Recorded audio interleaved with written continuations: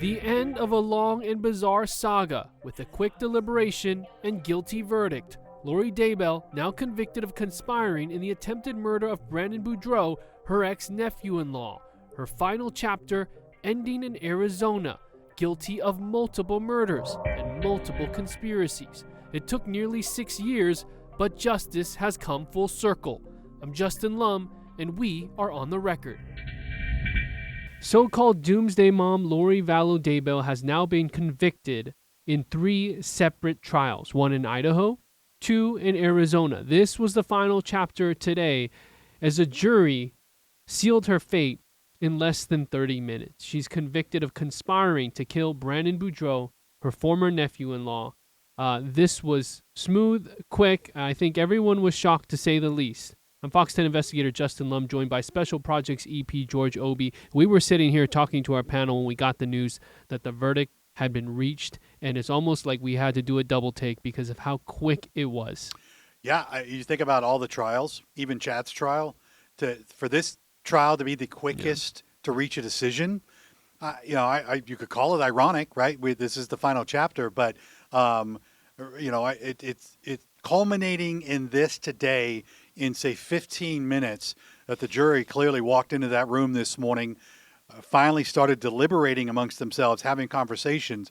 Clearly, it was a quick conversation because they came in, they all decided, and notified the court quickly that they had reached a verdict. Yeah, I mean, we're talking about a difference of hours to minutes. In the other trials, this is now in this bizarre saga, 4 separate trials. Chad Daybell has only had 1. He's on death row, but it seemed like the jury had seen all they had to see to have this proven to be a conspiracy. Well, and you think about it, once again, Lori chose not to put up a defense. We know how much that weighed on the jury's decision in the last trial. You have to imagine that the same weight was put on it by this jury in this trial. She had no defense, cross-examined witnesses more so, I felt like, in this trial than previous trials. But there was nothing presented, at least on her behalf in this case. And the prosecution clearly had a direction they wanted to go when it came to witnesses and evidence laid out in this case. They had a focus. They got pretty much all of their witnesses except for a couple, similar to the previous trial. Didn't feel the need to call up everybody. And I think when, prosecution went home last night, clearly they felt pretty confident. But I don't know that they would have predicted how quickly the jury came back. Yeah, I wish I could see the reaction by Trina Kay and the reaction from Brandon Boudreaux and Kay Woodcock, other family members, to know that, oh, wait, they're like, I don't even know if they left the courthouse or not, but I mean, we know that the jury came in around 10 a.m. today, and we were getting ready with our coverage, and all of a sudden by 10:30, we had a verdict reach. I mean, just unbelievable.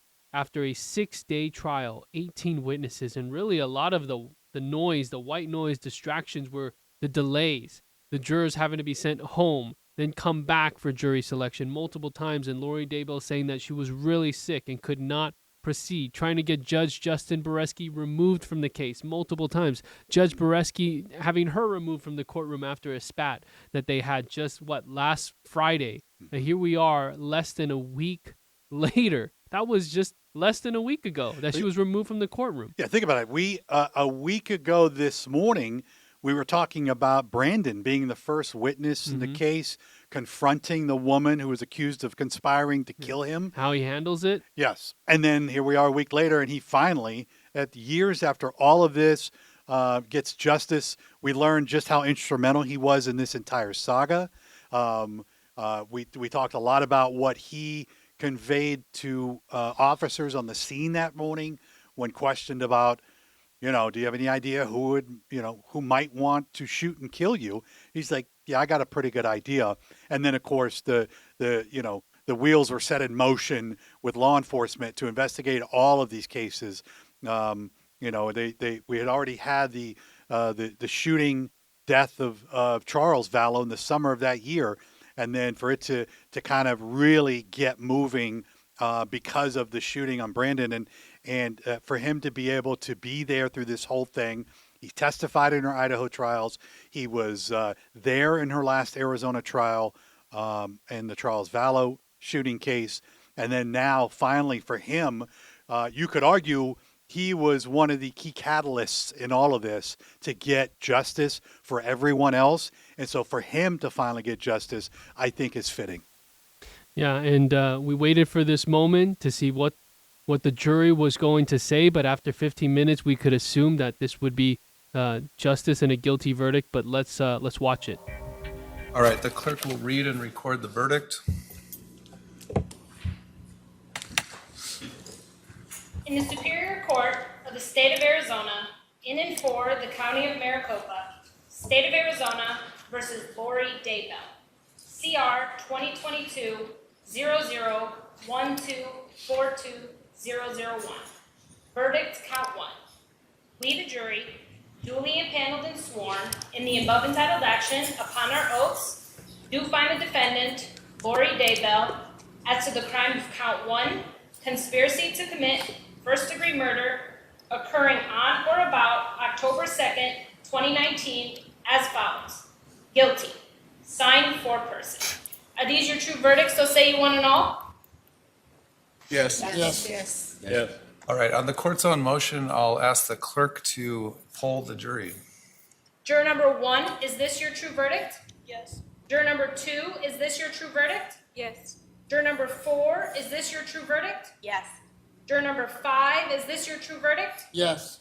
Juror number 6, is this your true verdict? Yes. Juror number 8, is this your true verdict? Yes. Juror number 9, is this your true verdict? Yes. Juror number 11, is this your true verdict? Yes. Juror number 12, is this your true verdict? Yes. Juror number 13, is this your true verdict? Yes. Juror number 14, is this your true verdict? Yes. Juror number 15, is this your true verdict? Yes. All right, members of the jury, I'm going to excuse you at this time.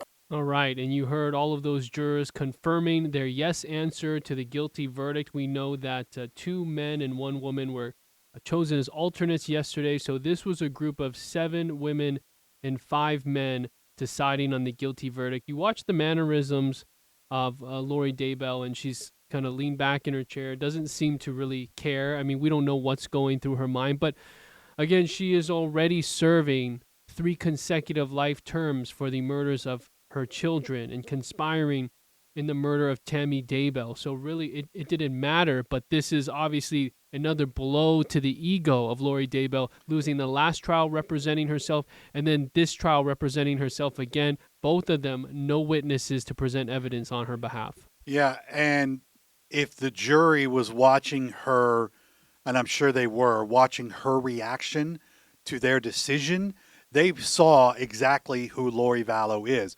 No remorse, right? That's why we titled it. She has no remorse. She hasn't shown any remorse. She didn't show any during this entire 6-year saga, and has, up until this point, never. Now, in her closing arguments, as we highlighted yesterday, she got emotional. And I found that odd, that after all of this time, that was the first time I had seen or heard her be emotional in any of this. I don't know if that's ironic, if that's sad, but if you are sitting in that jury box today as that decision is being read out and you're looking at her, I think you have to feel somewhat validated that you made the right call. Like, you have to feel like, all right, this was the right decision. And you should, as a juror, be able to go home and go, we did our civic duty. This was the right decision. And then, of course, they're going to look it up and reaffirm that they made the right decision once they look up her past. Thinking back, the only times we've seen her become emotional is when she mentions Tylee Ryan, her sentencing in Idaho, opening statements here in the first Arizona trial, and then closing arguments yesterday. She seems to get emotional. And when she was claiming to be very sick, it's almost like she was just, I don't know. Does anybody buy it? And does it matter? What is the evidence? Does it make sense? Does it prove that she promoted, aided, and abetted a conspiracy? Obviously, the answer is yes. The jury has answered that. Now, she once again stipulated to the aggravating factors, does not want this aggravation phase in both of these cases, going straight to sentencing, and wants to get back to an Idaho prison. So she will be sentenced on July 25th for the convictions regarding Charles Vallow's murder and Brandon Boudreaux's case. There will be victim impact statements that will be very emotional, powerful. You have Kay Woodcock, you have Brandon Boudreaux. Anyone else that's an immediate family member can also say their piece as well. She can do her allocution, and she could once again double down and say, I am innocent. She could. She's done it. Yeah, I mean, I look forward to some of these victim impact statements because, as we know, this will be the last chance for all of them to say what they want to say to her. Because once she goes back to Idaho and goes to prison, she will have very little to no contact with the outside world. Mm-hmm. And, no one will be able to really interact with her from the outside world. So I would imagine they're going to leave it all out there for her. And let her know how they feel, and let her know how her actions, not just her actions, but her actions caused them so much pain and grief over the last 6-7 years. And this was her opportunity to get interaction with real people, with her advisory council who worked with her throughout the past several months, and they had no comments for the cameras outside the courthouse, her paralegal, people like that. Those are the interactions she gets because she's in solitary at the Estrella jail. She is in there 23 hours a day, we're told by MCSO. So this was the escape from reality. This was the escape from jail behind bars, and now that trial is over, quicker than the last, we just prepare for the sentencing, and Brandon finally gets his justice. He came out of the courthouse ready to address the media with a very a powerful statement, and sounded like, he's just trying to heal, and he's glad that he got his day in court and justice. Let's take a listen. I have heard the question asked, why hold this trial? She already has multiple life sentences. My response is simple. We owe it to those who are victimized and choose to follow the law to uphold justice on their behalf. So many victims never get this day. So I thank the judge and the jury who willingly put their lives on hold to complete this process. I did not enjoy sitting and giving someone who tried to kill me the chance to question me, but I owed it to Charles, to Tylee, to JJ, and to Tammy to speak because I could.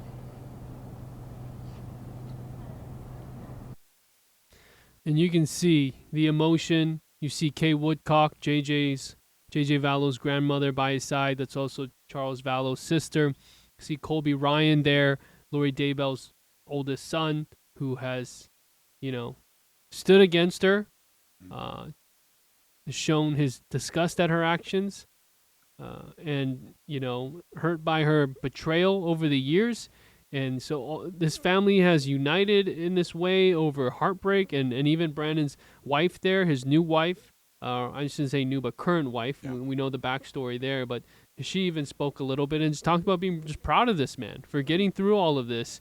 And now the question is, what happens with the case against Melanie Pawlowski? That disclaimer has not been charged. I keep saying this, but Trina Kay, the prosecutor in this case, said there's an open investigation and she was involved in this conspiracy. That is what Trina Kay said. Right. And because you have different cases, right? You have the case of the children, in the case of Brandon. So when Trina goes up there and says multiple investigations, that's what she means. That there's a case that would potentially involve Brandon and that shooting, and then there's the case of potentially what her involvement was in hiding the truth about where the children were, or being involved in a conspiracy there. So there could be multiple charges in different cases in that regard. But like you said, it's important to state that anybody who's under investigation, this could result in no charges, and then then this whole chapter is closed.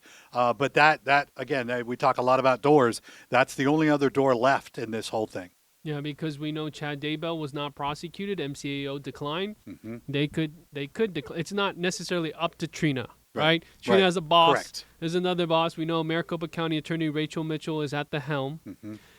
Gilbert has yet to, recommend a charge. We checked with the MCAO. They haven't received anything. Yep. There'd have to be a grand jury involved. So we'll stick with that. But that was brought up multiple times in this trial, and now, as for what's next, it's the sentencing, extradition to Idaho, back to Idaho within 30 days, and Lori Daybell spends the rest of her life in prison. You could look forward to and say, look, people want to know what the sentence is going to be, the punishment, but I think more people should focus on what the victims in this case will have to say to Lori before she leaves, because This is their chance. yeah, despite the sentence, it's back to Idaho for Lori. So I think if you're looking at July 25th, that is what you want to hear.